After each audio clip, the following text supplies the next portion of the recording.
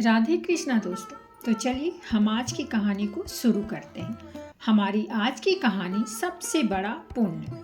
एक राजा बहुत बड़ा प्रजा पालक था। हमेशा प्रजा के हित में प्रयत्नशील रहता था। वह इतना कर्मठ था कि अपना सुख ऐशो आराम सब छोड़कर सारा समय जन कल्याण में ही लगा देता था। यहाँ तक कि जो मोक्ष का साधन है अर्थात भगवत भजन, उसके लिए भी वह समय नहीं निकाल पाता था। एक सुबह राजा वन की तरफ भ्रमण करने के लिए जा रहा था कि उसे एक देव के दर्शन हुए।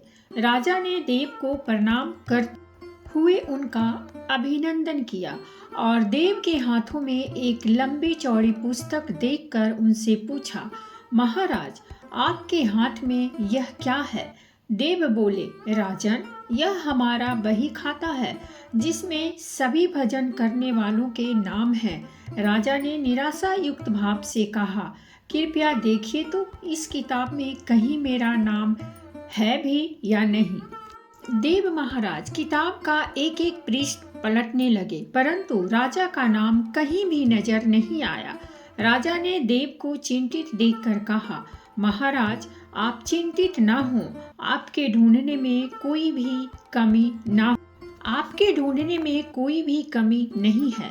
वास्तव में ये मेरा दुर्भाग्य है कि मैं भजन कीर्तन के लिए समय नहीं निकाल पाता और इसीलिए मेरा नाम यहाँ नहीं है। उस दिन राजा के मन में आत्मग्लानि से उत्पन्न हुई, लेकिन इसके बावजूद उन्होंने इसे नजरअंदाज कर दिया और पुनः परोपकार की भावना लिए दूसरों की सेवा करने में लग गए। कुछ दिन बाद राजा फिर सुबह वन की तरफ टहलने के लिए निकले तो उन्हें वही देव महाराज के दर्शन हुए। इस बार भी उनके हाथों में एक पुस्तक थी। इस पुस्तक के रंग और आकार में बहुत भेद था। यह पहली वाली से काफी छोटी भी थी। राजा ने फिर उन्हें प्रणाम करते हुए पूछा, महाराज आज कौन सा बही खाता आपने अपने हाथों में लिया हुआ है? देव ने कहा, राजन आज के बही खाते में उन लोगों का नाम लिखा है जो ईश्वर को सबसे अधिक प्रिय है। राजा ने कहा, कितने भाग्यशाली होंगे वे लोग, निश्चित ही वे दिन रात भगवत भजन में लीन रहते होंगे। क्या इस पुस्तक में कोई मेरे राज्य का भी नागरिक है? देव महाराज ने बही खाता खोला और ये क्या, पहले पन्ने पर पहला नाम राजा का ही था। राजा ने आश्चर्यचकित होकर पूछा, महाराज मेरा नाम इसमें कैसे लिखा हुआ है? मैं तो मंदिर भी कभी कभार ही जाता हूँ।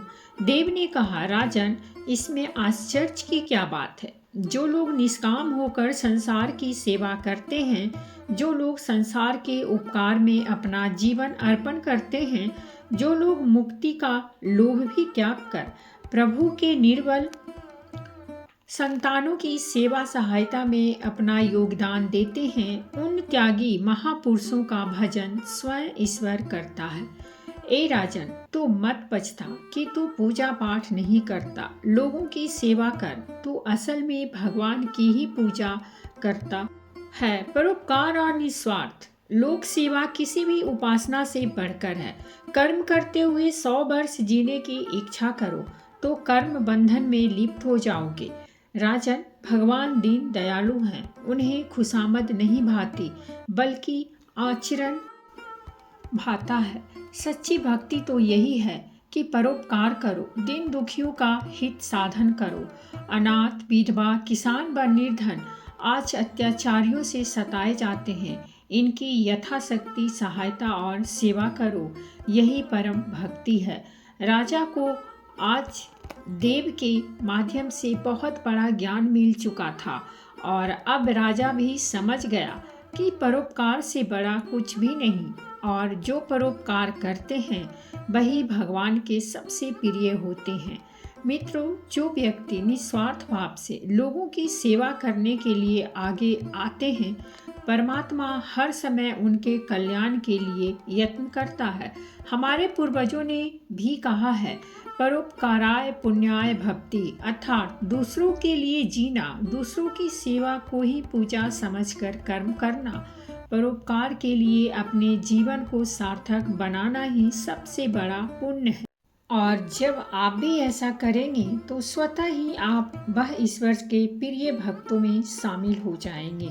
तो दोस्तों, ये थी हमारी आज की कहानी, और अगर कहानी अच्छी लगी हो तो प्लीज़ हमारे चैनल को सब्सक्राइब कीजिए, वीडियो को लाइक और शेयर जरूर कीजिए। कहानी सुनने के लिए बहुत बहुत धन्यवाद। मिलते हैं हम एक नई कहानी के साथ।